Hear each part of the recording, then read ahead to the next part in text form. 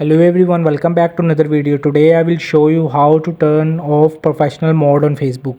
So you have to just open the Facebook app on the Android device.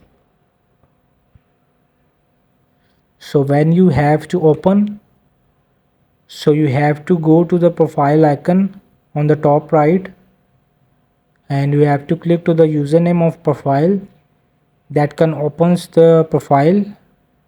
So you have to see dashboard, and in the right three dots you have to click to the three dots, and there is turn off professional mode. So you have to click it, turn off professional mode, and turn off professional mode. Review important changes before you turn off professional mode. If you change your mind, you can turn on professional mode anytime.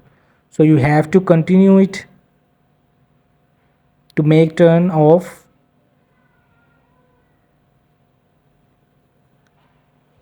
So when you turn off professional mode, so what stays the same, you can change it anytime to turn it on. So professional mode turned off successfully, so you have to close it.